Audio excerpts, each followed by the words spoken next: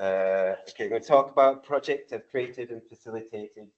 I think in the program it's called this, the palimpsest of Berlin Neukölln graffiti as a critical tool.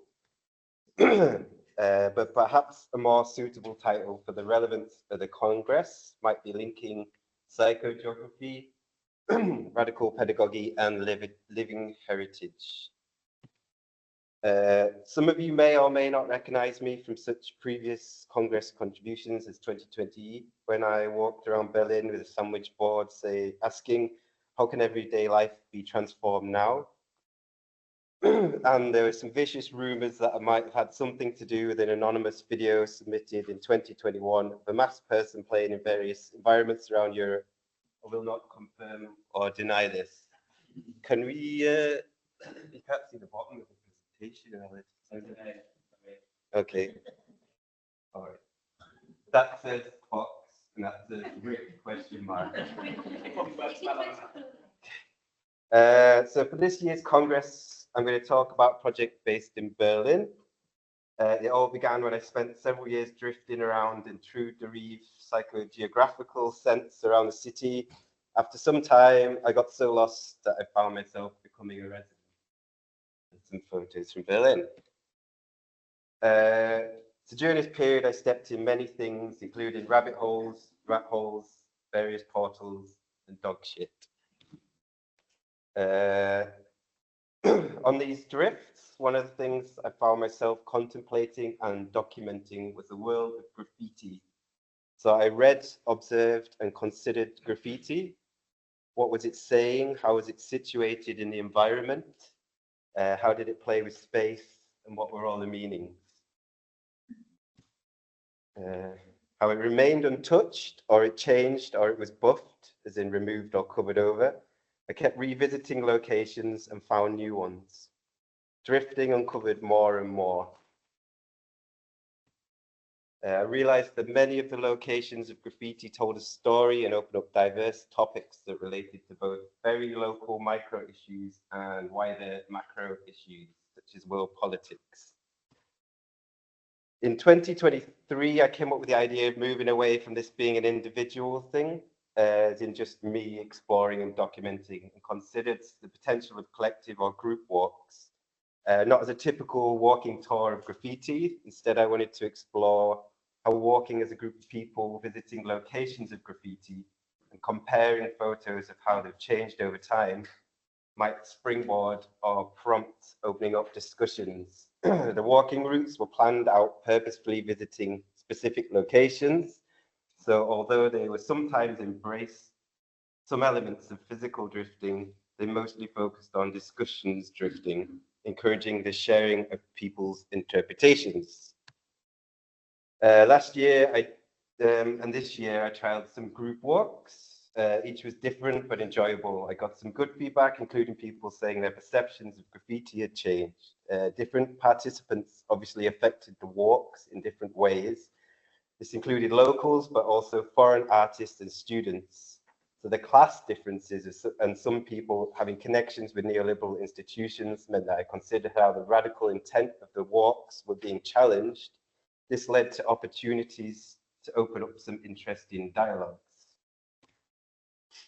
So as a precarious freelancer, it can be difficult to first find and then navigate any kind of funding. So who should or should we not work with or for? What are their ethics? Can we afford to even decide? We don't all have an Ask a Young to fund us for any situationist heads, so we might get that. Okay, so I'm interested in how these walks could be a kind of mutual learning, exploring connections to the radical praxis, as in multiple praxis, of psychogeography, graffiti, and pedagogy. So Paulo Freire and Bell Hooks were two people important in developing forms of critical and radical pedagogy. I just want to break these terms down a bit so we all understand them. So, obligatory quote slides. Critical pedagogy advocates for an education system that encourages students to critically analyze and question societal norms, power dynamics, and oppressive structures. It seeks to empower learners to become critical thinkers, active participants in their own education, and agents of social change. By engaging in dialogue and problem posing, critical pedagogy challenges the notion of the teacher as a sole authority and positions the students as co-creators of knowledge. Try saying pedagogy really fast, it's quite fun. So radical pedagogy. So it's closely related, but it emphasizes the need to address the root causes of societal inequalities and injustices through transformative educational practices. It recognizes that education is a political act and advocates for the integration of social justice issues into the curriculum. Radical pedagogy seeks to dismantle oppressive systems and foster critical consciousness among learners, encouraging them to question and challenge the status quo. Those quotes are taken from there, so let's quote slide over. And so here's a nice, neat little graph for you all to look at. So Mark Fisher, this guy here, explored what he called post-capitalist desire and exit strategies, encouraging people to think beyond capitalism and discuss and work towards alternative futures. His teaching style touched on experimental pedagogy and student-led theory building. All the above links to the idea of exploration of consciousness raising, exploring and raising awareness of how our surroundings affect us, repress us, etc., and how we can take action. I'm not aware if any of these people connected with situationist practice, but it's something that I feel strongly links. Maybe if you look at this diagram, you can see that. So psychogeography, at least in part, exists because of the experiments of the Letterist International and the situationists in how to put revolutionary theory into practice. Linking in radical and critical pedagogy with psychogeography is an experiment to see how these various practices can or can't work together. So how does it all link with the Congress topic? So I think it's hiraeth, is that right? Yeah, thanks, Alid.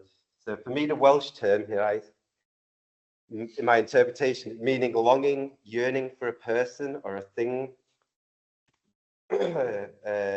which is absent or lost, links interestingly with some of the graffiti that explores subjects Mark Fisher touched on, such as capitalist realism, hauntology, and lost futures. For example, can this graffiti stating Berlin is dead be seen as giving up on Berlin? Could another stance be the importance of keeping discourse open about the possible and alternative futures? If we stop imagining them, do we succumb to what we consider or are told is inevitable? The project New Babylonia by Constant, one-time member of the Situationists, comes to mind here. So, regarding the English term heritage, I found the project links interestingly with living heritage, on which I've written a photo essay due to be published in the next issue of New Art Journal. If anyone wants to dig a bit deeper, check that out. Regarding the difference between heritage and living heritage, my interpretation is that the latter focuses more on the living generation, so how we can right now and people in the future learn from graffiti and psychogeography as tools. So one more quote and then I'll finish with the quote slides. So we can consider the importance of graffiti as a response to environment and history.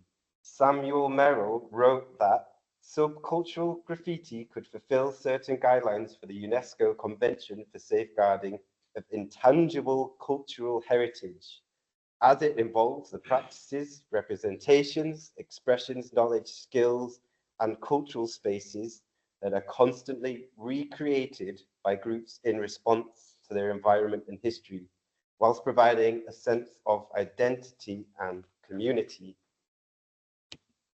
So graffiti as a practice allows some people to publicly express themselves and question power, space, and more, to document memories and voices that might not be heard, Hopefully mine's being heard because I'm trying to speak next to the speaker. And protests, using walls and many other surfaces as publishers. Important yet everyday topics from the present, past, and potential futures are raised and discussed. Humor, satire, to life-changing topics such as oppression, war, and politics.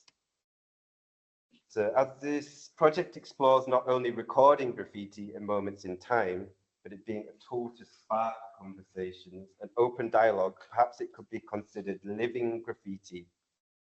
It is simultaneously a temporal historic document and passing on of knowledge, preserving and sharing alternative narratives. It shows a side to areas that may not generally be heard or paid attention to. Documenting this, it keeps it alive or able to share kind of social memory. Perhaps arguing for graffiti to be considered as living heritage acknowledges its social, political, and creative potential, yet it is also potentially undermines some of the possible intentions of it being temporary, subcultural, anti-capitalist. Of course, there's a chance that the writers don't want it to have prolonged existence or be used without permission, like here, or even it could be recuperated for capitalist means. So to end on, let's look briefly at a small selection of the graffiti from the walks and the topics that they opened up. So I feel my first example here is actually questions the boundaries in terms of such as graffiti, interventions and street art. As I drifted around Berlin, I noticed these circles, or more accurately, holes, cut out of mock-ups and building site canvases. They were literally exposing the transformations and potential gentrification going on, meaning that even if we wanted to pretend nothing was happening, we now have to see it. Although they seemingly add something to the environment, they are holes and I can't help but think they reflect other types of removal, such as public space being lost or a certain class of people not being welcome anymore. So the holes disrupt and bring attention to the mock-ups, which can be perceived as quite aggressive statements of how investors are dictating a space will change and who accesses it. The graffiti here acts not just as a counter-narrative, but as a very real defiance and protest against what perhaps Mark Fisher might call the slow cancellation of our future. We're doing all right time-wise. Okay. Neukölln bleibt dreckig translates to Neukölln stays dirty, opening up questions such as, does an area really have to be dirty to stop gentrification? Is dropping litter in the street a realistic protest or just disrespectful? Should we embrace fly tipping? How much of taxpayers' money goes into cleaning up an area? This has been an interesting and varied discussion point. So, towards the end. So Mutsaluka translates to English roughly as courage to leave gaps. This was a 2 meter tall and wide enough to cover the fences around the whole street corner. Over time, the builders would take the boards down and then reassemble them. This happened several times, and I wonder if they were aware of it. This led to the graffiti being mixed up in a way in which I saw it as a jigsaw puzzle. These messages on the board slowly disintegrated as the building grew bigger and bigger. So here's a comparison of 4 photos over a few years. So there used to be a supermarket space here once, and then later a club, and then later some locals turned it into a community space, bringing sofas, creating a garden, space to play and socialize. And then at some point, these boards went up, and the gap was eventually filled with a not very useful temporary rental micro-living housing. This location was used as a prompt to discuss the use of space, the housing crisis in Berlin, and gentrification. This is the bit where I'm expected to have some kind of conclusion. So if anyone's interested in the book that I'm writing about this project, you can join my mailing list, which I have with me, or you can visit my website here. I also have a selection of magazines and books downstairs by the bookstore, and that's enough selling stuff. So to wrap up, I just want to say a huge thank you to Congress organizers for making this wonderful event happen and all the participants, and thanks for listening.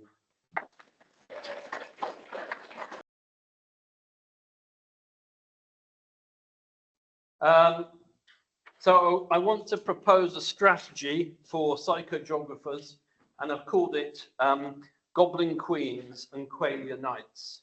And my starting point is that things are very bad for people. Hope in the future and in modernity is collapsed.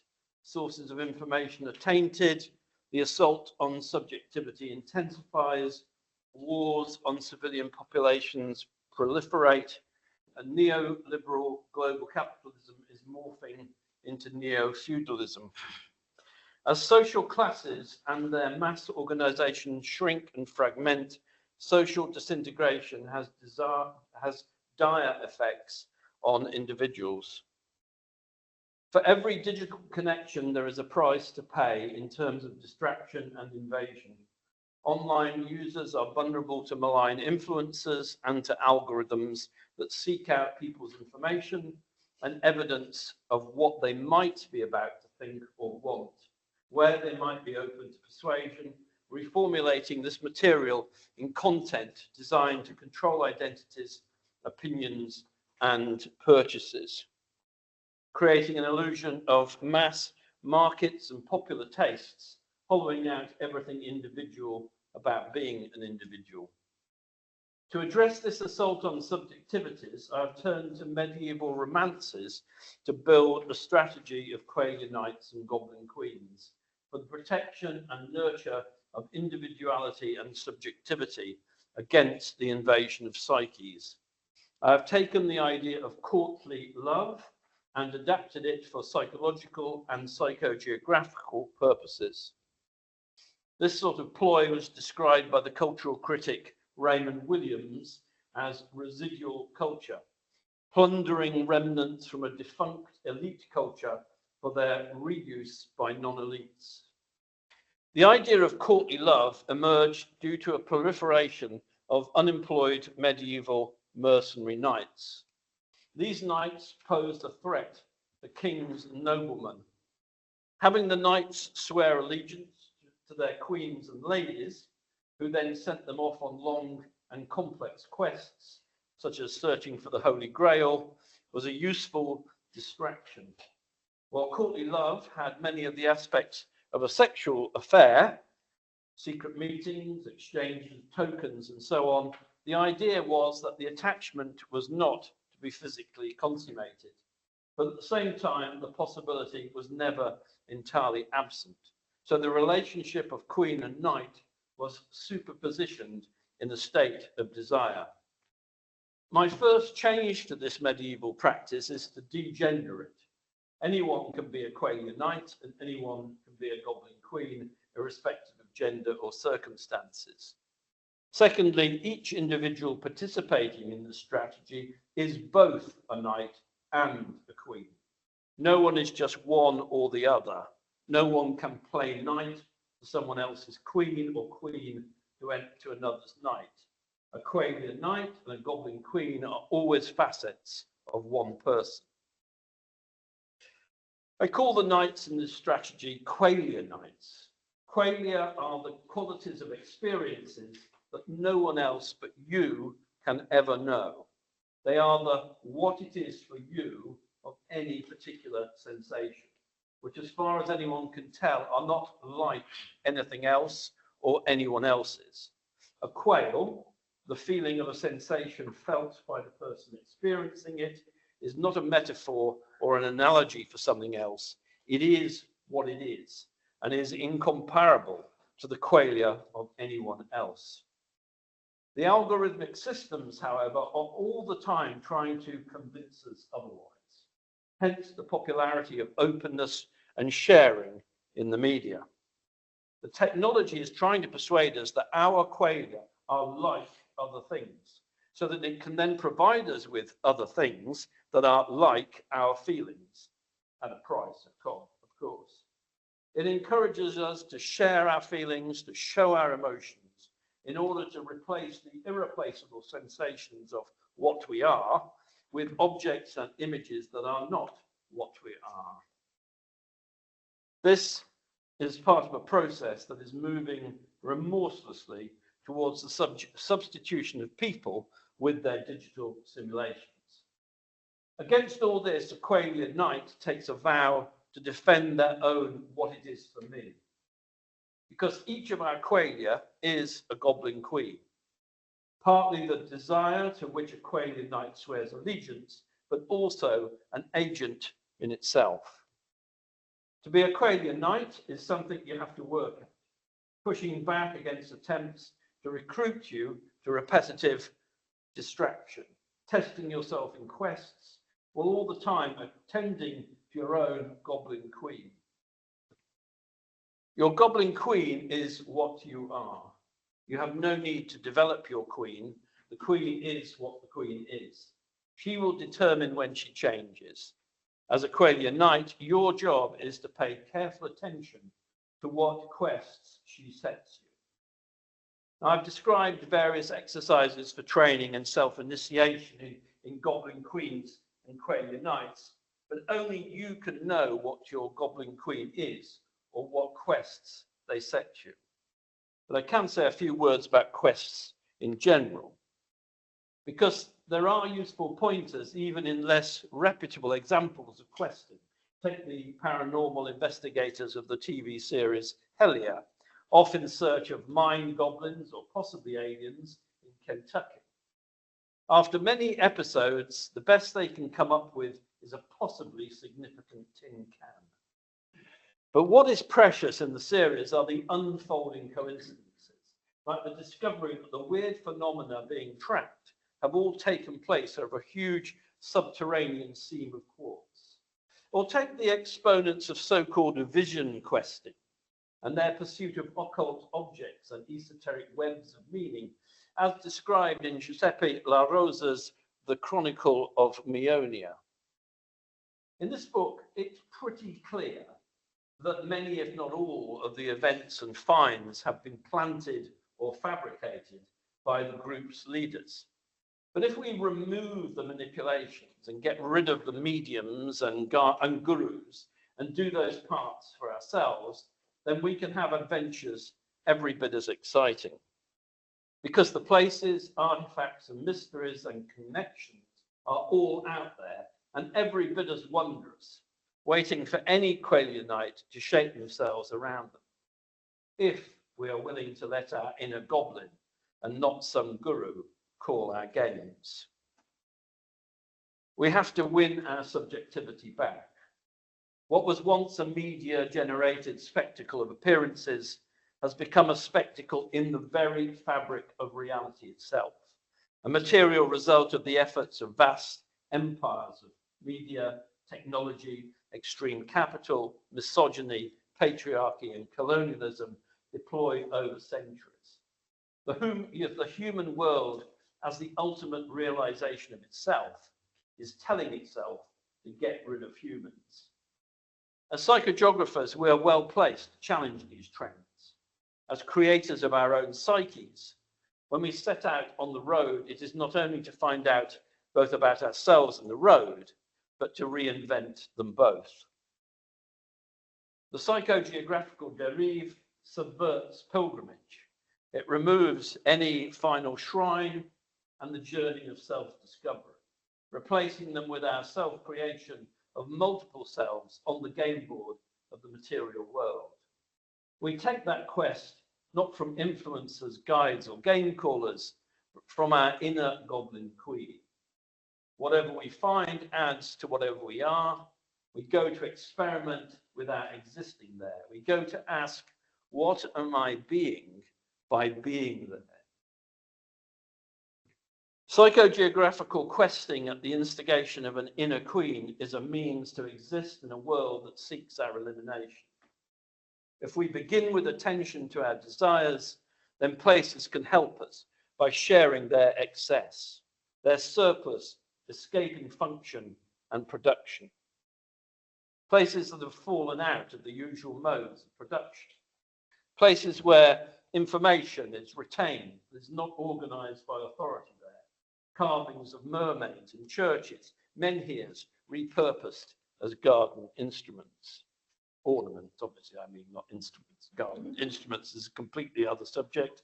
I will talk about that later on in the pub when I've had a couple of drinks, but no. So if you follow your intuitions, you will find such places. Often they are close. Only a few yards from where I live, ectoplasm oozes from the walls of a spiritualist church and is fed on by ants.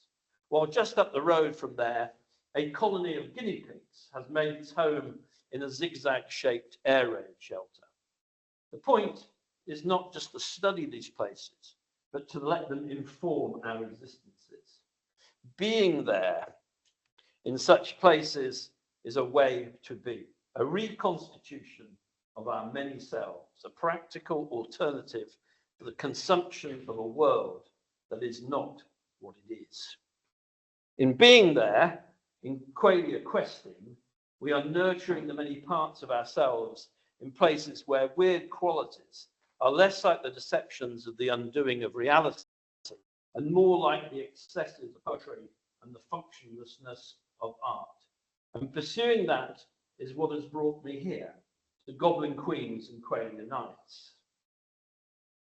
But why Goblin? I've explained why the Knights are Qualia Knights, but why are the Queens Goblins? So I'll end with this. In one version of the legend of the Wild Hunt, a story which features in late medieval romances, a goblin queen visits the celebration, usually a wedding, and offers to provide food and entertainment on condition that the guests come later to her own party. The partygoers accept, the queen provides wonderful refreshments and entertainments, and then a year later, the partygoers are summoned to the Queen's party. Once again, the entertainments and the refreshments are fabulous.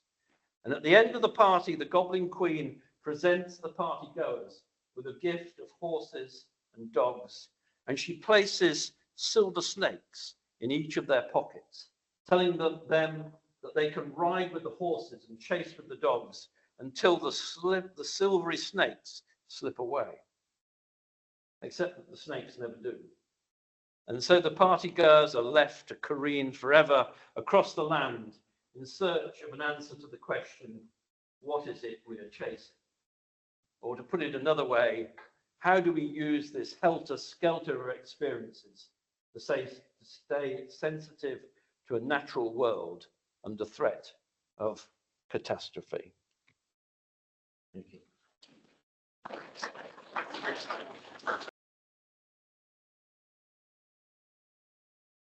All right, hello, and thank you to the organizers of the Fourth World Congress of Psychogeography for choosing my abstract, inviting me to join this conversation. I look forward to attending and participating as best I can remotely. My name is Melanie Mowinski, and I'm here to talk about wilderness mindset and a methodology. Next slide. I live in Western Massachusetts in the Berkshire Mountains at the base of the tallest mountain in Massachusetts, Mount Greylock, which is 3,491 feet or just a bit over 1,000 meters. These are mountains that many of the American transcendentalists like Thoreau climbed and wrote about. Next slide. I'm an artist, academic, and athlete, and I teach at a small liberal arts college in North Adams, Massachusetts. Next slide. And I'm a scaredy cat. I am not a mountaineer or backcountry explorer. I walk the Camino Frances. I've gone on a number of bikepacking trips. I hike and walk, but like appraisal theory tells me, what is extreme for me might be a stroll in the park for you.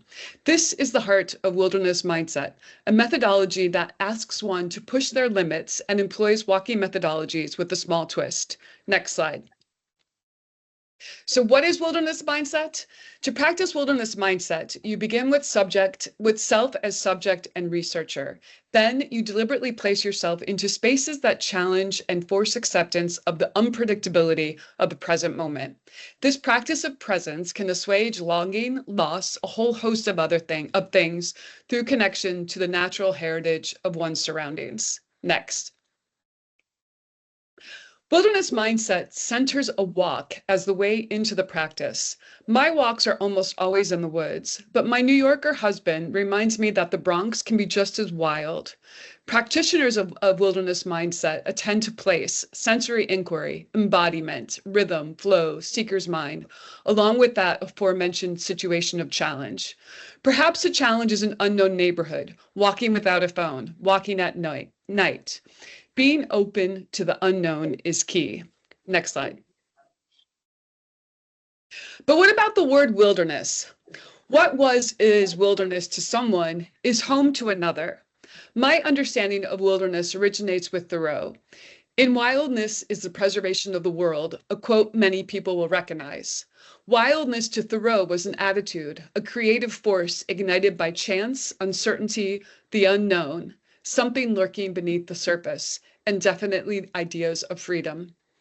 Wilderness is a living definition kind of word. It shifts and changes according to one's positionality. Some critics argue that the official definition of wilderness is flawed and causes problems, but perhaps this is an American debate. But that is for another talk. Next slide. Wilderness mindset is a methodology that I use in my artistic practice when I collaborate and when I examine the work of artists and artistic practices.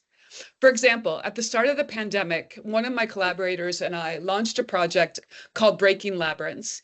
Each participant performed a walk, documented it via video, and made a collage inspired by the walk. Next slide. Each video was accessed via QR code. The QR codes were compiled into a long sticker.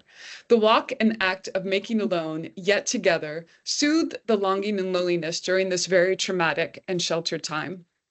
Next slide. And if you could press play. Can I? Hopefully. I hope so. Excellent.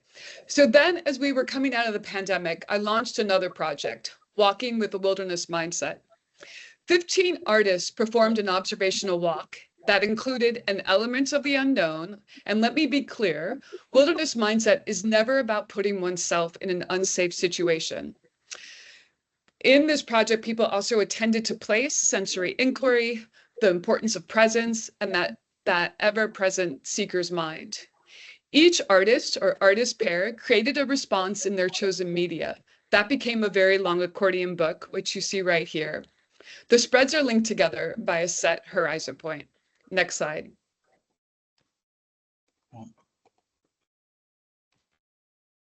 But what I really want to talk about is a project I began last year. Here's a little background. In 2005, I traveled to Tasmania to visit my friend and fellow artist Peter Adams at Wingrove. Peter was committed to a daily surf in the Tasman Sea while also tending his peace fire. Every day for 3 years, 3 months, and 3 days, beginning April 6, 2002, Peter entered the sea and kept the fire lit. I think that fire is still lit. This was my first experience witnessing someone's commitment to the quotidian. These were the days before Instagram challenges like 100-day projects, 365-day challenges, and the like. And last year, I embarked upon a daily practice that holds the heart of this talk. Next slide. From the summer solstice to the fall equinox, 95 days, I performed a daily, often private, performance that consisted of walking to a body of water and immersing myself. Initially, I planned to walk to a mountain swimming hole, which is pictured here, that we call Maxie's Hole, located just shy of a mile from my house. Within those 95 days, I walked and dipped into other spots when traveling, but this primary dipping hole ranges in temperature during the summer from around 48 to 62 degrees Fahrenheit, or 10 to 17 degrees Celsius.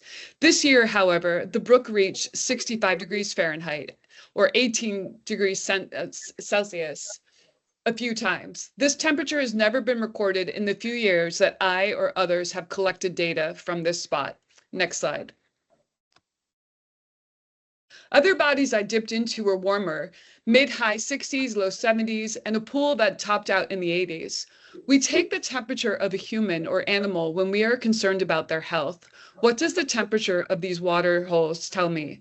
Without data from previous years for comparison, perhaps nothing. Yet the act of checking and recording implies a question about the health of these waterways, the lifeline of our heritage, planet Earth. Next slide. For about 15 years, I've wanted to make friends with cold water. Cold water forces embodiment, connection, presence. Try as you might, you cannot think of anything else.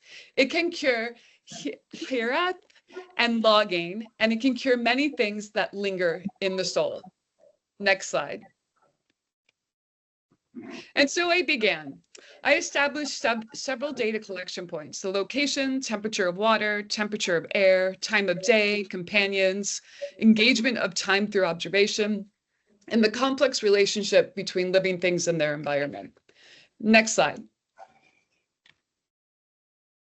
This data was recorded in a daily logbook, musings of what I heard in my heart, from the water, and from the land. Next slide. This summer, I discovered the Great Cleansing of the Rio Grande, a 7-year performance that Dominique Mezau began in 1987. Her heart calling to speak and act through the intention, attention-filled gestures of ritual. Once a month, she walked the river's bed and banks, doing a literal and symbolic cleaning. She kept a journal of this action called Riveries that held the deep listening portion of this ritual, an element as important as the collection of found objects. Next slide. And if you could press play, and I think you need to turn off the sound of this video. Okay, Bottom right. bottom right. Great, thank you. So from the logbook, I harvest text and image, adding mixed media pieces to create a flow that represents my own intention, attention to my ritual immersions. One of the surprising and lasting elements of this quotidian practice emerged in my news and social media feeds. You know what, let me let this go for one more second.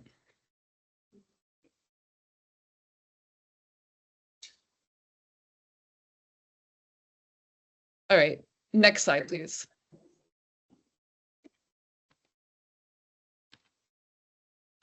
One of the surprising and lasting elements of this quotidian practice emerged in my news and social media feeds and through conversations with others. Key among this, water quality.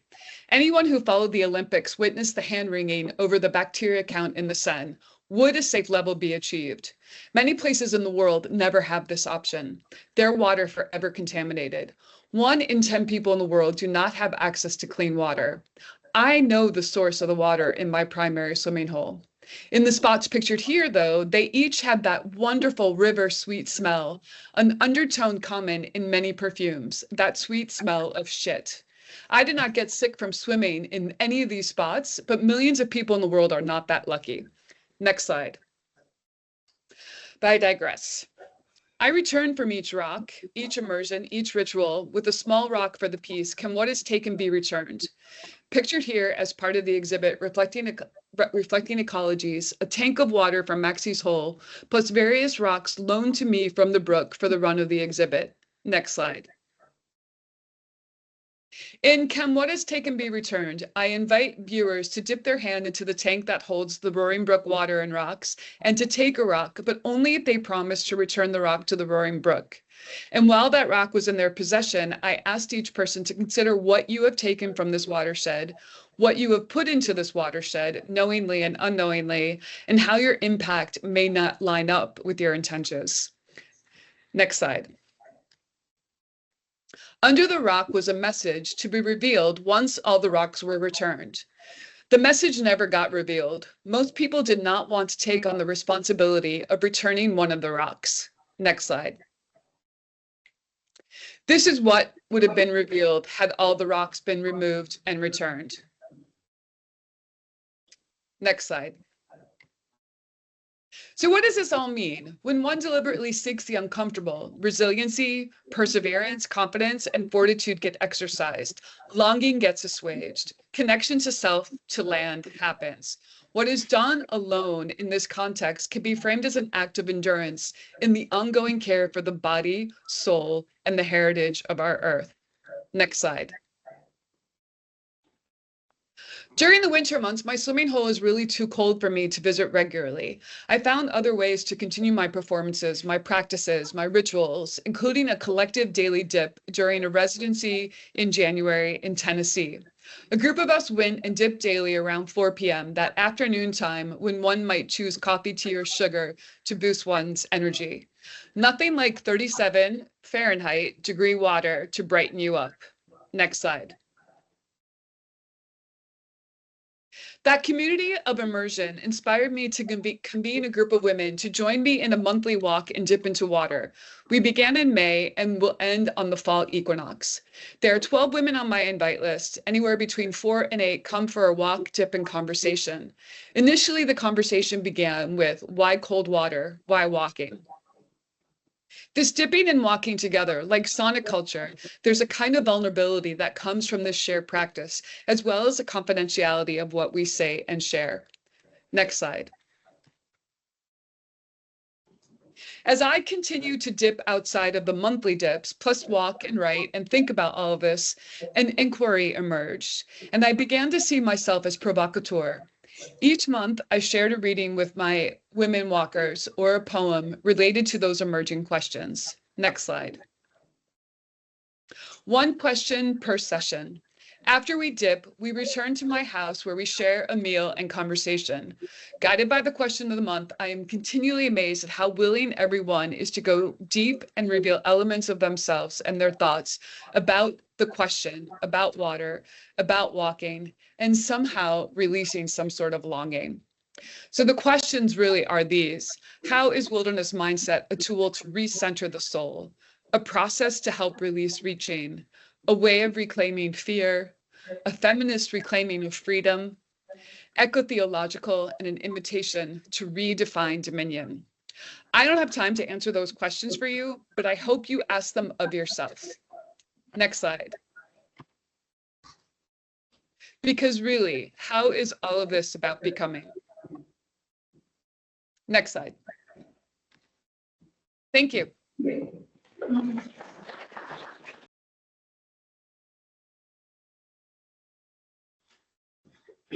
Hi everyone, thanks for coming here. My name is Preeti and I'm an information data visualization practitioner, and psychogeography has had a huge part to play in my recent research practice. It goes by the name Atlas of Intangibles, and my research inquiry focuses on the fact that a lot of the maps that we see of cities and urban spaces these days predominantly focus on the tangible aspects, the brick and mortar. So how do I step away from that and start focusing on the intangible qualities of a place, more so the sensory aspects, which to me gives me the sense of a place that I'm in. I very recently moved to London a couple of years ago, and this was just one way for me to understand the city from a sensory perspective. A couple of just academic details. So when I say mapping and when I say maps or cartography, I just think of the act of mapping, which is to take a place and try and put it in a physical 2D imagery, and then sensory perception. What I mean is the different sensory channels that people have. And when I say intangible qualities of a place, I refer to the subjective, ephemeral, constantly like transient aspects of a city. Just clarifying. A lot of literature, and I think it was just important to show this, because when I say I'm looking at Atlas of Intangibles, in my mind, it's a place or a map that extends to the sensory perceptions that you see in the city, that you feel in the city. And so these ended up being the core pillars of like my research inquiry: sensory perception, ethics and ethos, because I still consider this to be data visualization. There are a lot of like communities and people involved, so it's important to sort of take that aspect into account. And just sense of a place, what does a place mean to me, and how does walking and mapping as an activity fit into all of this, right? So all of this to me was the literature reference. Okay. I genuinely did not know anything about scores. I did have an understanding of psychogeography from my previous practice of visual design, but I never understood like what scores were until I met a couple of practitioners in London who were kind enough to point me to different books and different other practitioners who I learned a lot from. I leaned on them. And what I've done here is looked at protocols, working protocols and scores as a way of collecting data about the city. And I focus on certain themes, two specific themes for this particular project. One is called witness marks, which is essentially all of the marks that you see in your built environment that could be caused because of human interaction or could be caused because of natural interaction. And I'll delve into it a little bit. So what I do is I write down scores for myself, and then I go on walks around the city, and I start collecting what I call data, which fit within two themes.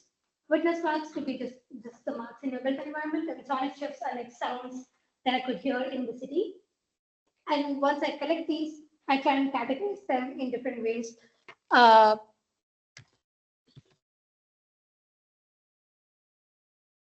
Yeah, sorry, I think I missed something. Yeah, before categorizing, I just looked at different ways of collecting information as well. So I would either go on, different walks, but for each walk, I would just have like a different set of scores. So this one, for instance, leans on this book called by Doris Perret called Exhausting a Place in Paris.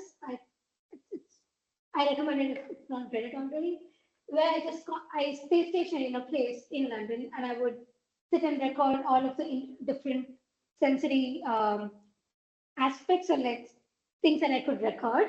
It could be sights, sounds, smells, textures, and then I would try and figure out what are the different aspects of each of these sensory qualities. So, for instance, sound could have distance, it could have intensity, it could have source, whereas smells and textures are a lot more intimate, where you really can't perceive it the same way that you would do sights and sounds. And so then I realized that, okay, this is how I was going to collect my data. And now I would go on these walks and try and figure out how do I make maps of the walks that of the paths that I've walked, and what are the different aspects that I could record on these walks. So this was more about like representation as well. And then on each of these walks, I would just at the end of it make like a small zine for myself, which would be some sort of a record of that particular work that I had done.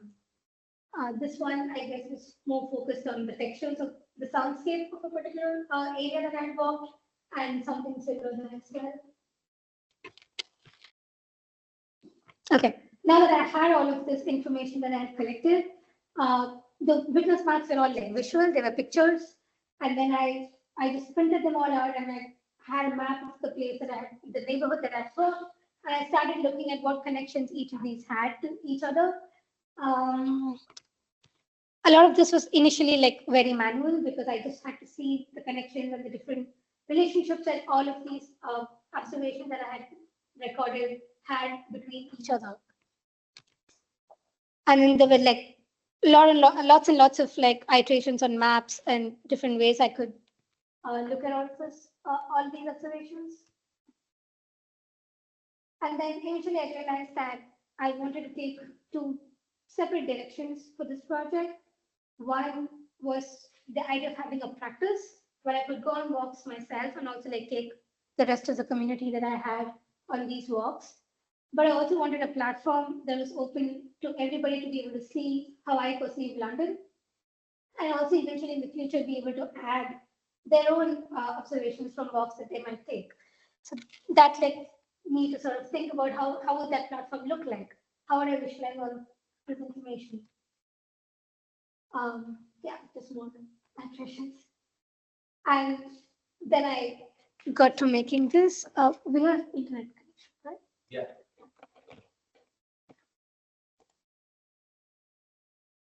Oh.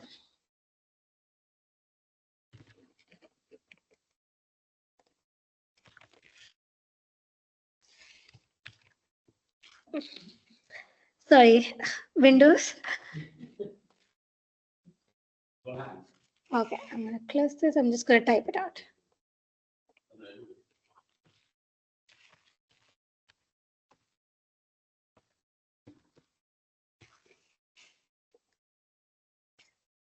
So that got me to design this platform where I've I've tried to visualize and put together an experience that shows all of the observations that I had on all these walks.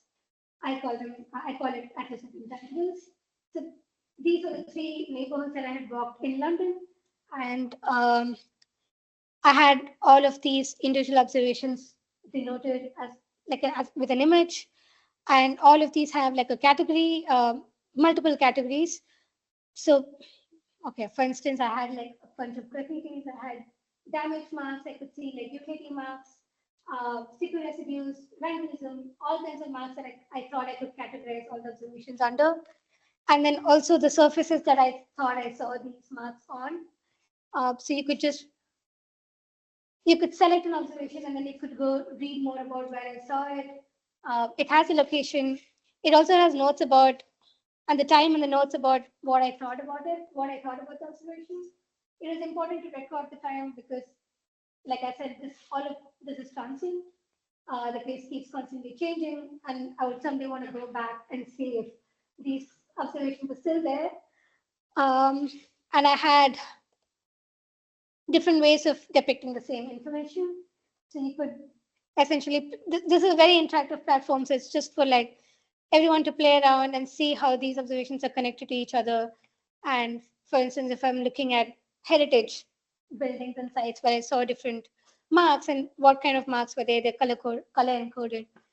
And so I had like a journey view, a typology view, and like a connections view.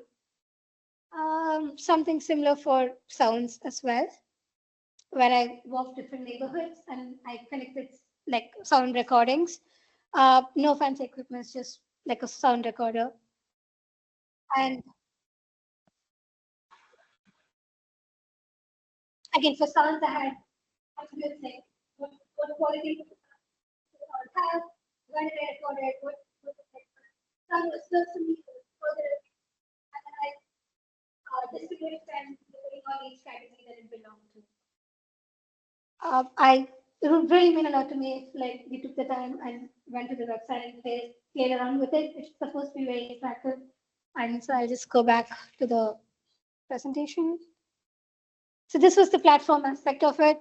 But like I said, I took a lot from community of like walkers and psychogeographers, at least within London. And this is my way of sort of giving back to the community and also like folks who are interested in a similar practice but might not have a community of their own. So I do take folks on data walks, like I call them.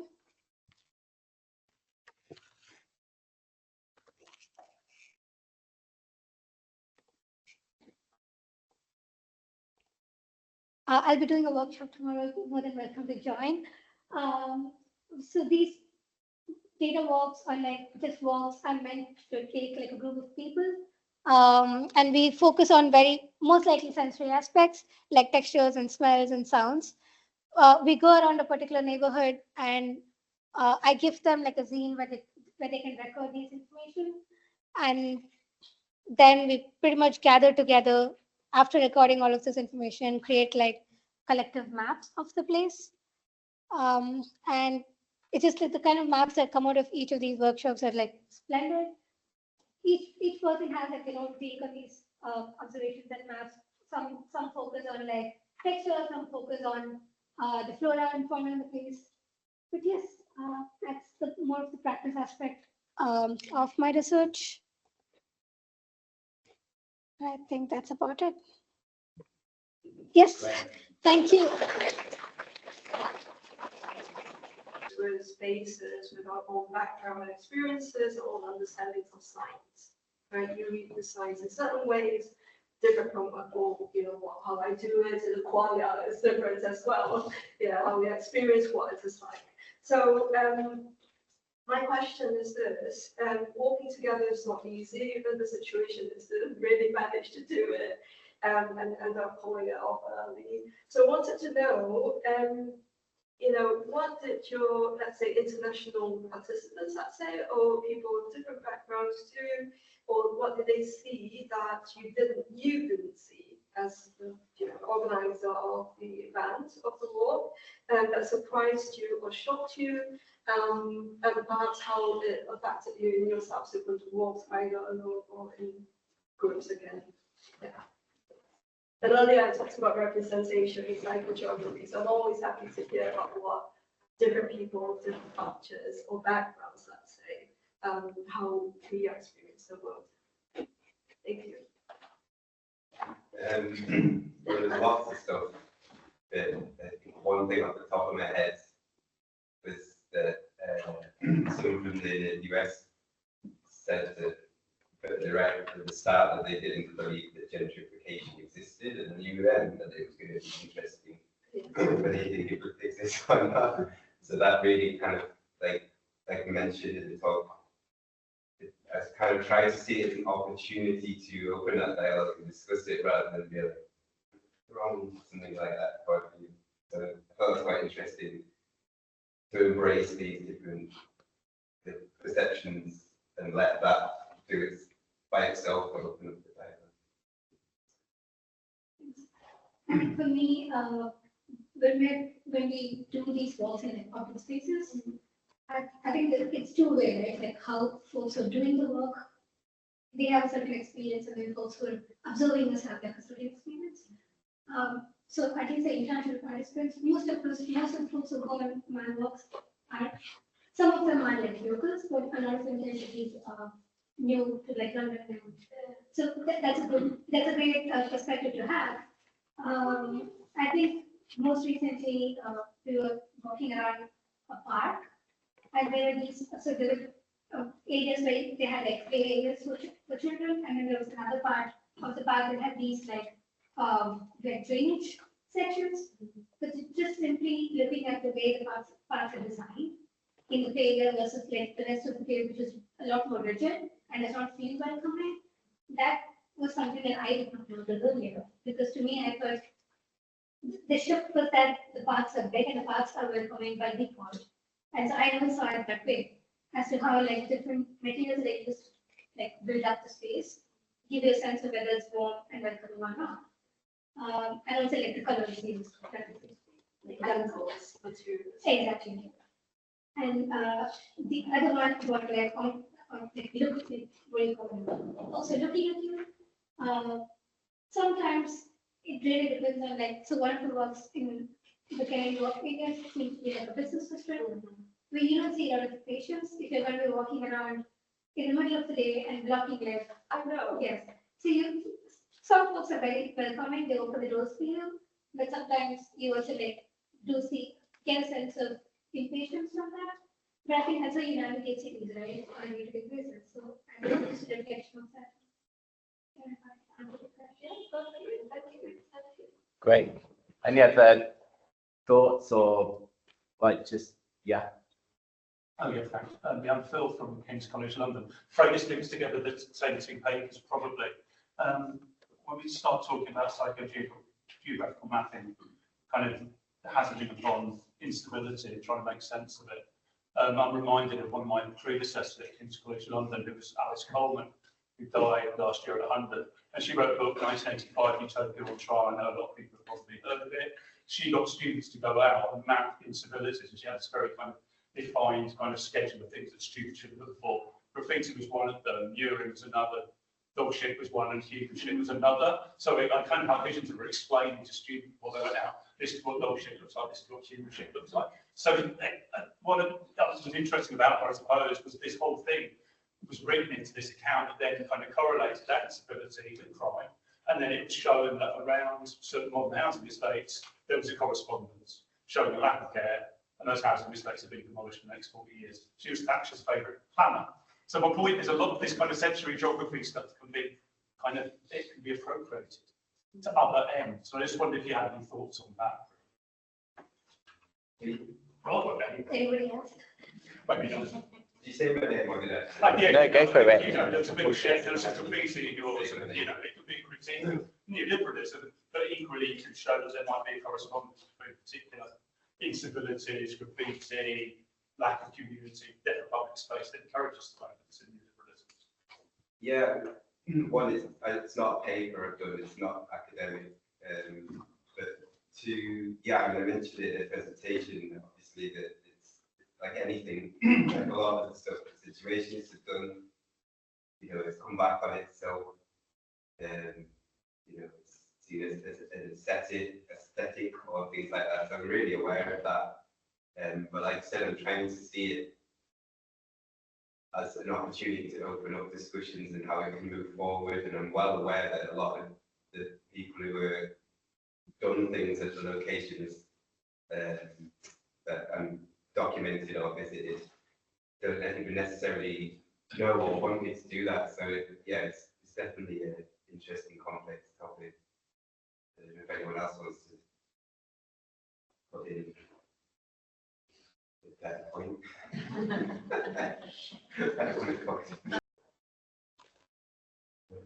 I'll make an observation, which I was pondering while people were speaking, the difference between perhaps the first and last speakers that were very much about the place, discovering the place, about the place, and the middle two speakers were very much about the person experiencing the place, and those very different aspects of psychogeographic thinking, psychology.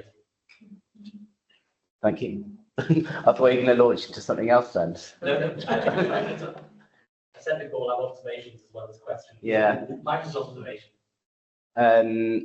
So just for information, we are recording these sessions. So I know that a lot of you have been taking lots of notes. I can't promise when it's going to be sent onwards, but so, and that goes for both of the sessions here and downstairs as well. I mean, as a commentary as well, I think it was great to have a good mix of some theory and also some practice, and particularly the digital practice as well. Does anybody have any thoughts? Has anybody learned something amazing in this last hour? And Phil came up with some strong ideas as well. And does anybody have any thoughts about this session? Something, if they've anything else to say? I really love the ritual practice that the person shared remotely, and I felt like it's interesting to think about how can we slow down how we engage with the world and engage with our practices to kind of have something every day that doesn't need to be a profound thing, but as you see all those days line up, and the links that they make into community and water and participatory elements. And I like that in at least 3 of the presentations, they were talking about involving others and how it's not just a personal exploration, but it's extending beyond yourself. So that was really interesting. I'm thinking about, maybe this goes to what you were talking about, like the data and the situation, like the stories and the links that are connected to the data. When you take that information out of context, that's when often it can get abused and taken advantage of. Excellent. Morag, you've got a question? Oh, no, do you know what? I was just basically nodding really enthusiastically and smiling, and also thinking to thank all the speakers, but to say that silence doesn't mean people aren't interested, but there's something about practice and about psychogeography, in my opinion, right, that takes time and it kind of percolates. And so I guess I just wanted to say, I don't have a question because I have a million questions and I can't quite say them, so I'm making links. But I do also think, in the most loving and curious way, I do actually think shift is a really key component of psychogeography and subjective and personal art and creativity. And I kind of feel like we need to pay more attention to that beyond the cliched, why is there no white dog shit on the frequency anymore? And so, yeah, I kind of just myself taking a million questions and shit away, and it is wonderful shit. But from that, I do wonder if anyone has any other thoughts on the role of kind of rubbish placement, what you said, also some of the other questions. Yeah, maybe tell me that later, because I was, I mean, I would say we went on a field trip to Berlin this year, which is like got to hang out with Rick a little bit, and there was a lot of human shit in that city, which I haven't seen in other places really. And part of that is about a lack of public toilet provision. And this is another thing that, public toilets are civil if it is, and that's I think sometimes the politics of psychogeography gets lost, but for me, there's a fundamental civil right that who's the city board about it. Yeah, sorry, shit's been social interest, I think, in recently. One of the topics I put on the wall. Okay. Yeah. It was something that students who've never been to Germany before, they noticed. But selling Berlin